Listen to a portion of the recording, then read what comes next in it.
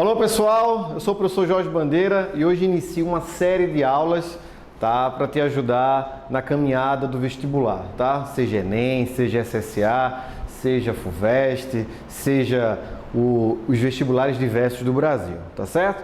Hoje a gente inicia com o movimento circular, um assunto que é bem interessante, está presente no nosso dia a dia e que vou te passar ele da melhor forma possível para que você entenda, tá, todos os mistérios do movimento circular.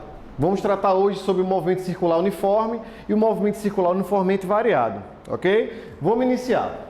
Então, primeiro ponto, por que esse movimento ele é tão importante?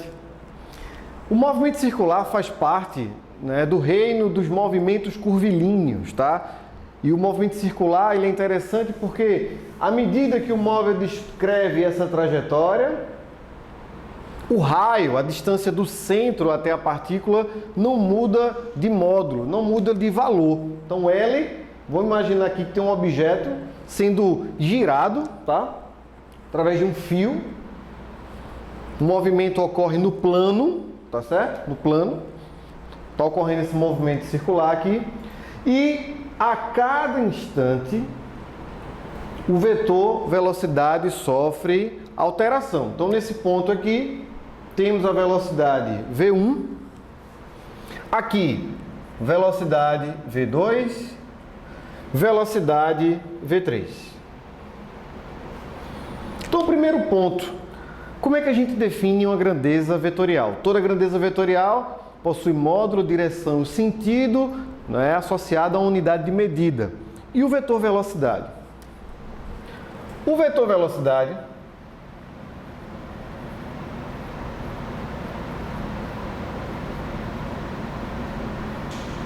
ele é representado por módulo, direção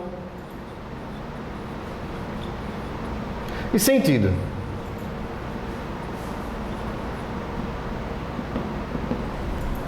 Ok? Então, o vetor velocidade, com certeza, em todo movimento curvilíneo, sofre alteração na sua direção e no seu sentido. Como assim? Nesse momento aqui, a direção é vertical. Nesse momento, a direção é horizontal. Nesse momento, nesse instante de movimento, o sentido do vetor velocidade é de baixo para cima. E nesse momento aqui, o sentido do vetor velocidade é da direita para a esquerda. Então perceba que direção e sentido mudam simultaneamente com o passar do tempo em qualquer movimento curvilíneo, tá? Sempre ocorre variação. Então lá vai. Direção variável. Ok? Direção do vetor velocidade, variável. Sentido do vetor velocidade, variável também, sempre.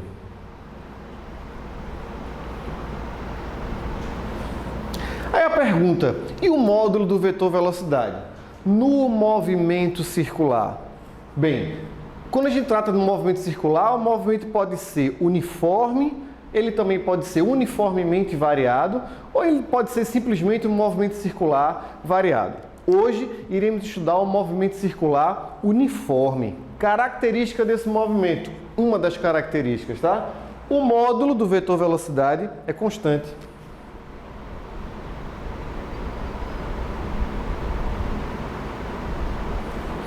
Lembrando que o módulo do vetor velocidade só é constante se estivermos falando do movimento circular uniforme.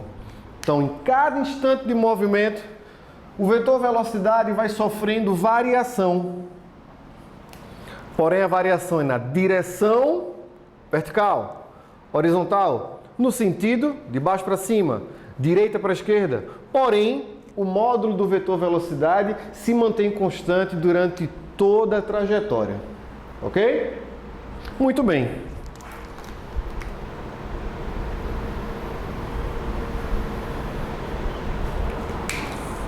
O que tem de tão importante no movimento circular? Que agora as posições do móvel variam com o passar do tempo numa trajetória curva E existe também uma outra grandeza que vai estar mudando com o passar do tempo. Essa grandeza é o ângulo. Olha só isso.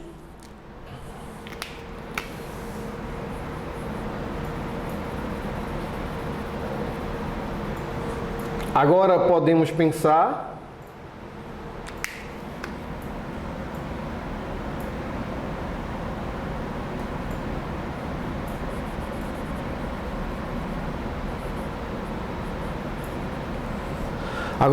pensar nisso aqui, afastando um pouco aqui o comprimento do fio.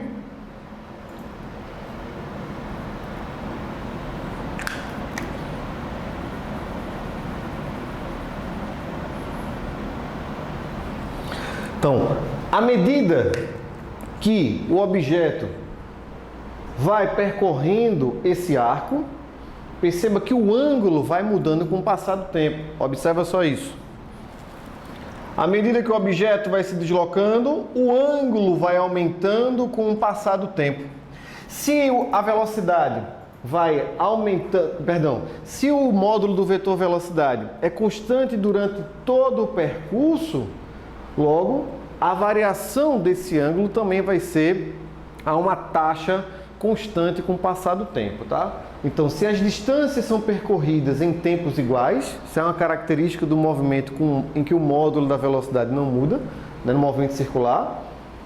Então, os ângulos serão percorridos também a uma taxa constante, ok? Só para te lembrar uma coisa, umas características dos vetores, tá? O V1 não é igual a V2.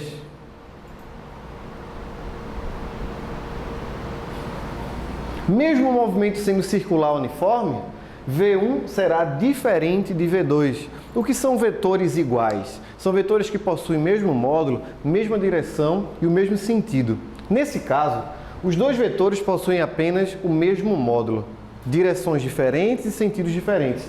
Então, característica do movimento circular uniforme é que o módulo da velocidade sempre vai se manter constante. Quem será o responsável pela variação da direção e do sentido do vetor velocidade? Bem, vocês viram no movimento retilíneo que, se a velocidade muda, a grandeza responsável pela variação da velocidade é chamada de aceleração. Se existe variação da direção e do sentido do vetor velocidade, significa que a velocidade está mudando. Então existe uma aceleração. A aceleração responsável pela modificação simultânea da direção e do sentido é chamada de aceleração centrípeta. Vou explicar isso com calma.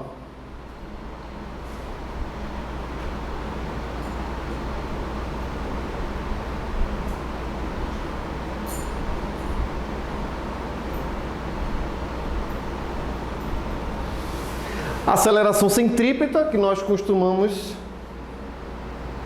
simbolizar aqui, ó, representar vetorialmente ACP, aceleração centrípeta. Centrípeta que lembra centro, mas por que centro? Olha para o nosso desenho inicial. Temos um objeto executando um movimento circular, preso a um fio de comprimento L. E perceba que em todo ponto da trajetória, as forças que exercem no objeto são a força de tração do fio e o peso. Como esse movimento aqui, estamos supondo que é no plano, o peso é sempre para baixo e a tração sempre vai estar orientada para o centro da trajetória. Então a gente também pode falar em uma força resultante centrípeta. Como estamos ainda estudando cinemática, o estudo das forças ainda não é tão importante. Mas a gente sabe que, de acordo com a segunda lei de Newton, se existe uma força orientada para o centro, né, uma força central, existe também uma aceleração na mesma direção e no mesmo sentido. Então a aceleração sempre vai estar apontando para o centro, e se a aceleração sempre aponta para o centro, exemplo nesse ponto aqui,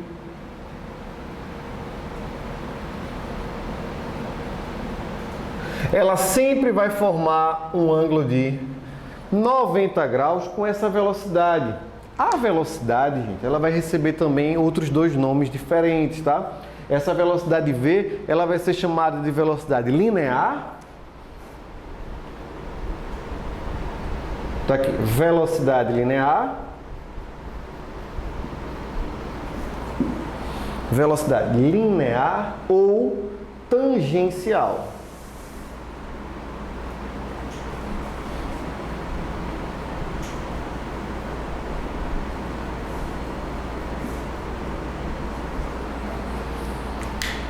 Velocidade linear ou tangencial sempre vai estar formando um ângulo de 90 graus com o comprimento do fio ou com o raio da trajetória, tá? E sempre vai estar formando também um ângulo de 90 graus com aceleração centrípeta, tá?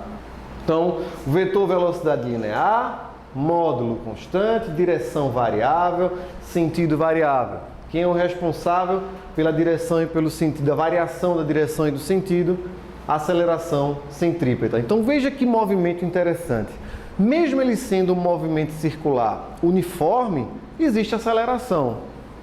Porém, essa é uma aceleração especial, chamada aceleração centrípeta, e tem como principal objetivo variar a direção e o sentido, tá? Quando estivermos tratando sobre a dinâmica do movimento circular, poderemos tratar sobre as forças que podem aparecer em problemas envolvendo movimentos curvilíneos, mas vamos deixar isso para as próximas aulas. Então, temos isso aqui, velocidade linear, tangencial. Então, quais são as diferenças, né? Vou colocar aqui uma pequena tabela para vocês.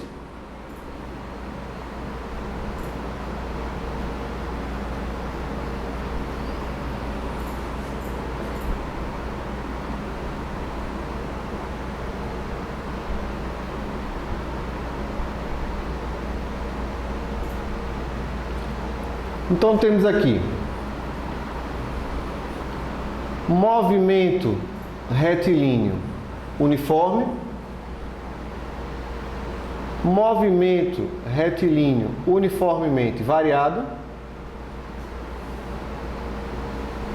e movimento circular.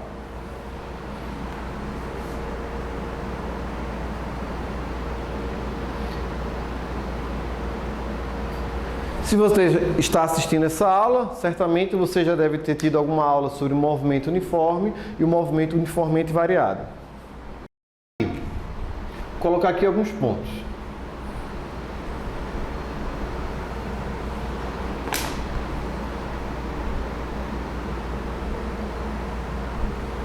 Vou colocar aqui também o movimento circular uniforme.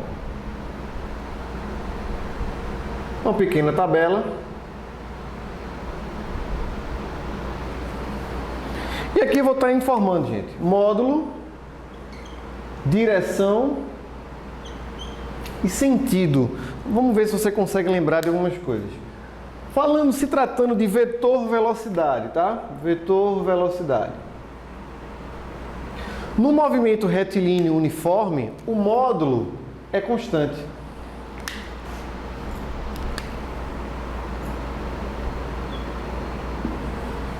A direção do vetor velocidade no movimento retilíneo uniforme também é constante. O sentido do vetor velocidade no movimento retilíneo uniforme também é constante. Quando a gente vai para o movimento retilíneo uniformemente variado, o módulo do vetor velocidade sempre muda. A direção é sempre constante e o sentido pode ou não variar. Exemplo de um lançamento vertical para cima, né? Quando lançamos um objeto para cima, a direção vertical e na volta vertical também. Porém, o sentido muda. No início, de baixo para cima, ocorre uma inversão do movimento e o objeto começa a se deslocar agora de cima para baixo. Então, o sentido pode ou não variar. Por que não? Porque se for um movimento apenas de queda, nunca vai ocorrer inversão do sentido se a única força atuando sobre o objeto for a força gravitacional, ok? Então, no movimento retilíneo uniforme, módulo variável,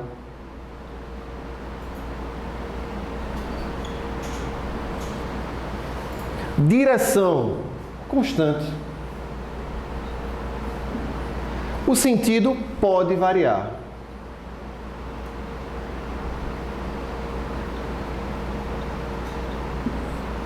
Quando entramos no movimento curvilíneo, conhecido como movimento circular uniforme, o módulo sempre é constante. A direção, variável, sempre. E o sentido, variável também.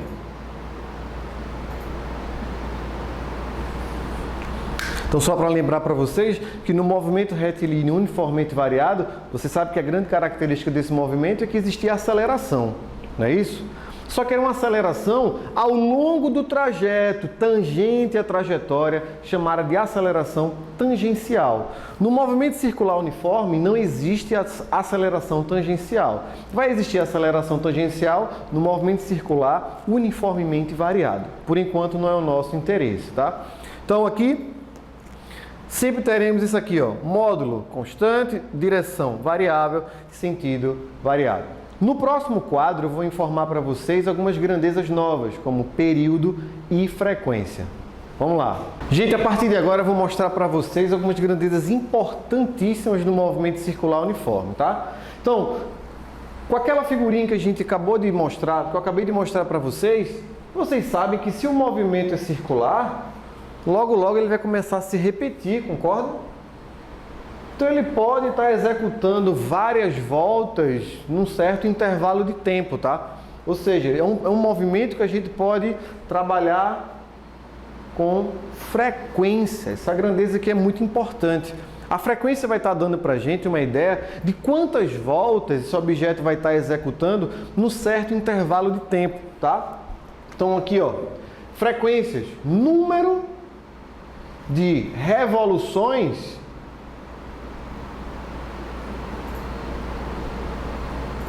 executadas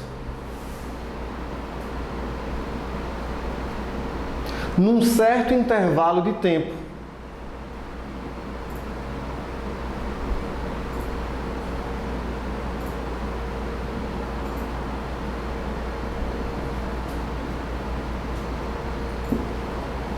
Ok? Enquanto a frequência está querendo medir isso, né, número de voltas que o objeto dá em 1 segundo, em 2 segundos, em um dia, por exemplo, o período vem com uma ideia oposta, tá? O período vai estar associando em quanto tempo o objeto executa X voltas, 1 volta, 3 voltas. Então é o inverso, perceba, enquanto a frequência quer o número de revoluções executadas num certo intervalo de tempo, período é o tempo necessário para o objeto executar um número X de voltas, tá? Então, para ficar de acordo com o que os livros falam, né, escrevem no seu material, período, o intervalo de tempo necessário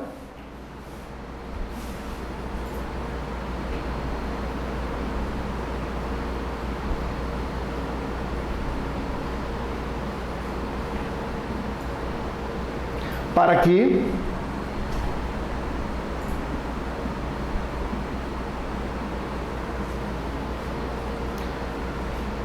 o móvel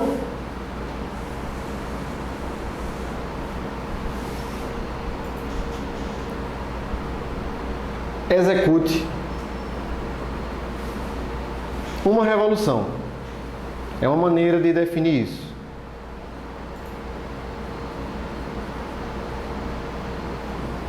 Então temos aqui frequência como sendo o número de revoluções executadas num certo intervalo de tempo e período, o intervalo de tempo necessário para que o móvel execute uma revolução, tá? Você percebe que as definições de frequência e período, elas são exatamente inversas, tá? Matematicamente falando, podemos dizer que a frequência e o período são inversamente proporcionais. E podemos escrever frequência em função do período da seguinte maneira: período igual 1 sobre F.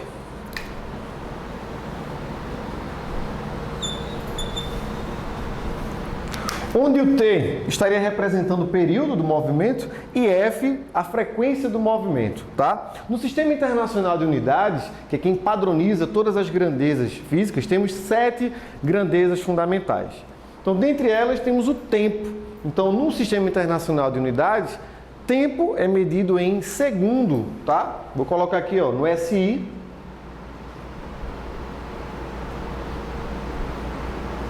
Período será dado em segundo.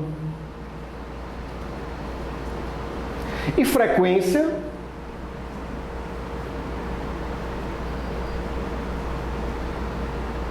será o inverso do período, seria segundo elevado a menos 1, né? 1 dividido por segundo, segundo a menos 1. Que, em outras palavras, né, a gente pode também dizer que frequência é dada em hertz. O hertz caracteriza rotações, revoluções por segundo. Hz. No próximo quadro eu vou mostrar para vocês as relações entre grandezas lineares, que a gente vai ter que transportar lá do movimento retilíneo uniforme. A gente vai ter que fazer um recorte no movimento retilíneo. E também teremos agora as grandezas angulares. E nós faremos agora uma associação entre grandezas lineares e angulares. Já já a gente se encontra.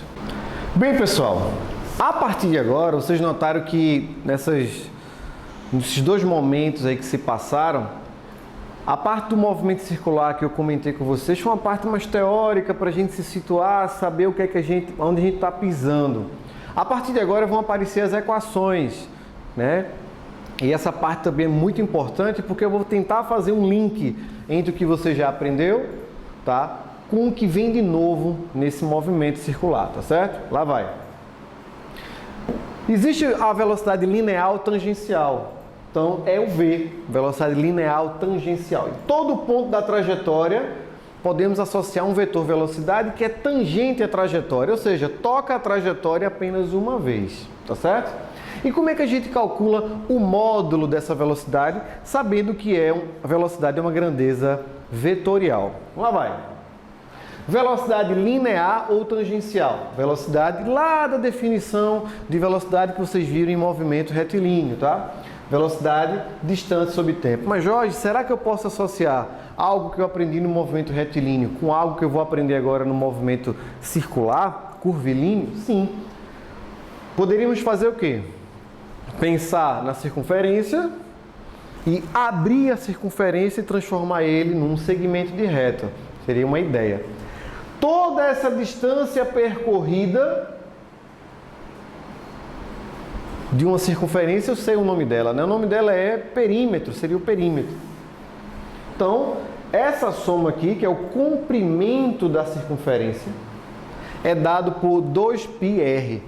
Em quanto tempo o objeto vai percorrer toda essa distância? Perceba que eu estou falando de uma volta completa.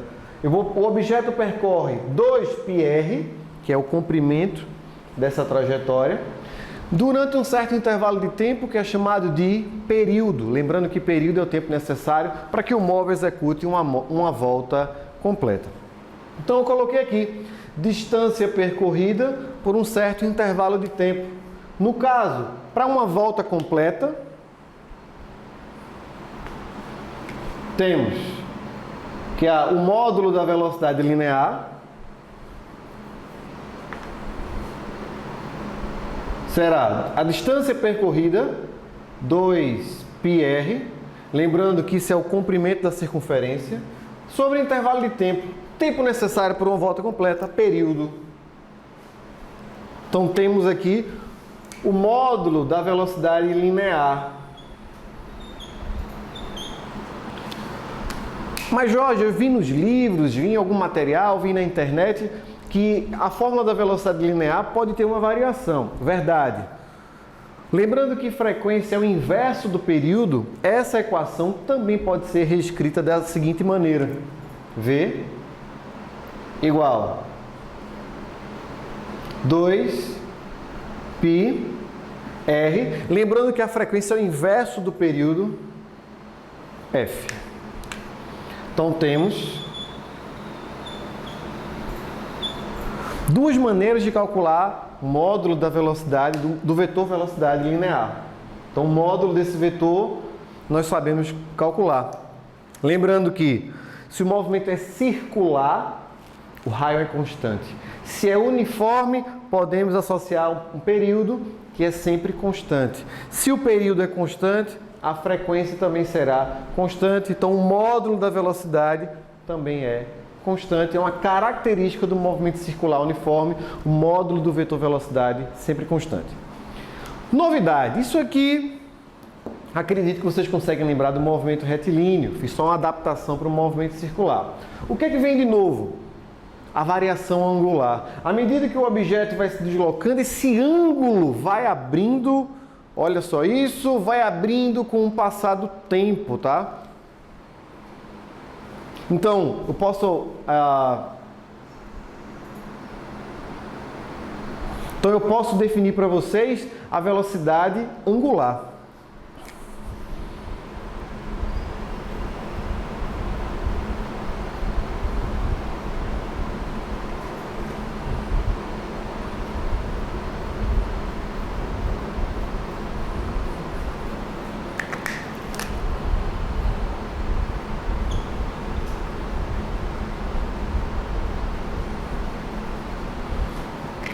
Para a velocidade angular, pessoal, eu vou utilizar uma letra diferente, tá? Eu vou utilizar o ômega.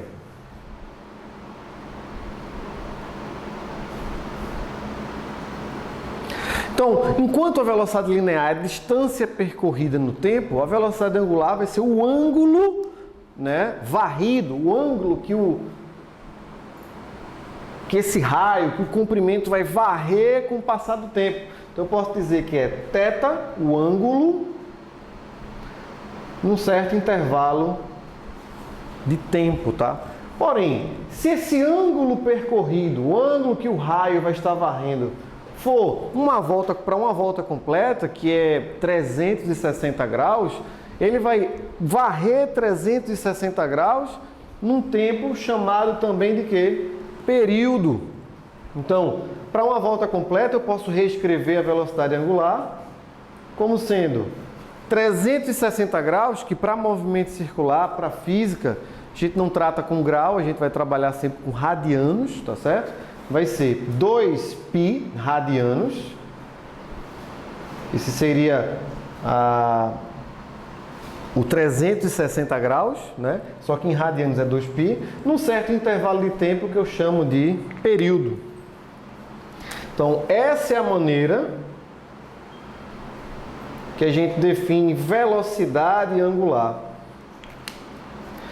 que também pode ser reescrito de outra forma, associando com frequência. Lá vai. Velocidade angular pode ser reescrito como 2π vezes f. Muito bem. Então, temos agora, gente, uma grandeza linear e uma grandeza angular. E a ideia desse momento é a gente tentar relacionar a grandeza linear com a grandeza angular. Olha só isso.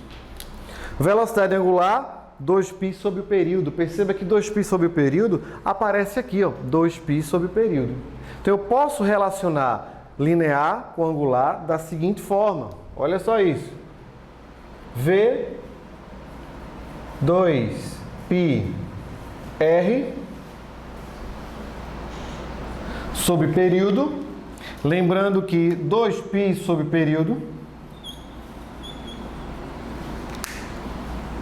é a velocidade angular.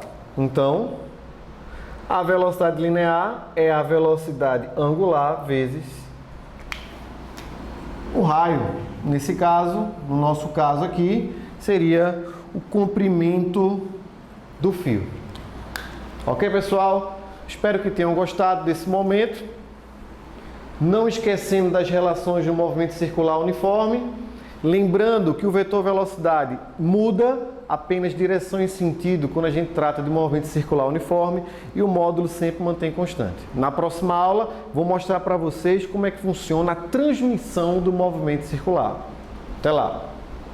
Então, galera, trazendo para vocês aqui dois exemplos muito simples, né, de transmissão do movimento circular. Normalmente esses dois casos aqui são os casos que mais caem nas provas de vestibular, tá? Então presta muita atenção nisso aqui. Então, nos dois casos que eu estou trazendo para vocês, temos duas engrenagens, A e B, e as duas possuem raios diferentes, tá? RA e RB. Nesse caso, quando a engrenagem A começa a se deslocar no sentido horário, os dentes dessa engrenagem vão fazer com que os dentes dessa engrenagem B gire no sentido anti-horário. A vai girar no sentido horário, B gira no sentido anti-horário, tá? Como elas estão sempre em contato, os pontos das duas engrenagens sempre vão estar com a mesma velocidade linear, tá? Então, o ponto A aqui, ou aqui, acho que fica melhor para você visualizar. Esse ponto aqui, gente, ele vai estar descendo. Esse ponto aqui é comum a A e a B, concorda nesse momento? Então eles vão ter a mesma velocidade. Como esse movimento aqui é um movimento circular uniforme, a velocidade desse ponto vai ser a mesma velocidade desse ponto. A velocidade desse ponto vai ser a mesma velocidade, por exemplo, desse ponto aqui. Então eles vão estar se deslocando com velocidades lineares de mesmo módulo. Então eu já posso montar a seguinte, ó, VA igual a VB. Mas como é que calcula a velocidade linear? No quadro anterior, mostrei para vocês que velocidade seria 2πr sobre período. Vou fazer isso agora. Então vai ficar 2π vezes o raio da engrenagem A dividido pelo período da engrenagem A. Você já deve ter percebido que quanto maior o raio da engrenagem, mais tempo essa engrenagem vai necessitar para executar uma volta completa. Então aqui, ó, para B, 2π raio de B sobre o período B. Podemos cancelar 2π com 2π e ficamos com a seguinte relação: raio da engrenagem A sobre o período igual a raio da engrenagem B sobre período. Essa equação também pode ser escrita de uma outra forma. Se a gente levar em consideração as frequências, lembrando que frequência é inverso do período, essa equação pode ser reescrita como sendo RA, FA, RB, FB. Então, enquanto na primeira equação, que eu marquei em azul, raio e período são grandezas diretamente proporcionais, ou seja, quanto maior o raio, maior o tempo para executar uma volta. Na segunda equação já tem uma diferença. Raio e frequência, pessoal, são grandezas inversamente proporcionais. Quanto maior o raio, menor será a frequência. Então significa que nesse acoplamento de engrenagens aqui, eles podem ter as mesmas velocidades lineares, porém, quem vai executar o maior número de voltas por segundo vai ser a engrenagem B. Isso é um tipo de acoplamento de engrenagens, tá? No exemplo 2, eu vou estar te trazendo um outro tipo de acoplamento, que é o que acontece na bicicleta, não é isso? Então temos aqui a catraca e aqui, por exemplo, você pode imaginar a roda da bicicleta, por exemplo. Mas do jeito que eu coloquei aqui foi uma engrenagem acoplada, né, concêntrica com a outra. Então as duas têm o mesmo centro. Na hora que uma gira, a outra acompanha o giro. Então A está girando, B também está girando. Então perceba que se na hora que a engrenagem A, esses pontos aqui, ó, vou colocar aqui ponto 1 e ponto 2. Na hora que as duas engrenagens giram, esse ponto 1 passa a vir para cá e esse ponto 1 passa a vir para cá. Perceba que, para que os pontos estejam sempre lado a lado, eles precisam, o raio de cada engrenagem precisa varrer o mesmo ângulo θ. Perceba só, esse movimento aqui, ó, de rotação, o ponto 1 varre um ângulo θ, o ponto 2 varre um ângulo θ também. O que significa dizer que esses dois pontos possuem a mesma variação angular, então possuem também a mesma velocidade angular. Então eu posso fazer o seguinte: velocidade angular da engrenagem A igual a velocidade angular da engrenagem B. Se as velocidades são iguais, é porque os períodos são iguais. Se os períodos são iguais, significa também dizer que as frequências são iguais. Pergunta, o que seria diferente? Perceba aqui, vamos imaginar que nesse problema é uma praça com percursos diferentes para que as pessoas consigam caminhar. Para que a pessoa 2 fique sempre lado a lado com a pessoa 1, olha só, a pessoa 2 vai ter que percorrer uma distância sempre maior do que a pessoa 1. Então, já que essa distância é maior, a velocidade linear que a pessoa 2 tem que possuir tem que ser maior também. Partindo dessa ideia, vou pegar essa relação aqui e vou escrever da seguinte forma. Como é que a gente escreve velocidade angular? É a velocidade linear sobre o raio. Velocidade angular, B, é a velocidade linear sobre o raio. Então temos o quê? Quanto maior o raio, maior será a velocidade. Então, na hora que a catraca está presa ao pneu traseiro da bicicleta, se a catraca executa uma volta, o pneu acompanha, executa uma volta também. Mas qual é a grande jogada da bicicleta? Que enquanto a catraca tem uma certa velocidade linear, a velocidade linear do pneu vai ser superior à da catraca. Essa é a vantagem, uma das vantagens mecânicas da bicicleta. Catraca pequena, roda grande. Catraca deu uma volta, a roda tem que dar uma volta também acompanhando. Quanto maior o tamanho do pneu, maior é a velocidade do ciclista, por exemplo. Ok, pessoal? Então, velocidades aqui, linear, raio diretamente proporcional para esse problema, raio período para esse problema diretamente, raio frequência inversamente para esse problema. Espero que vocês tenham aprendido, tá, essas noções básicas do movimento circular. Até a próxima!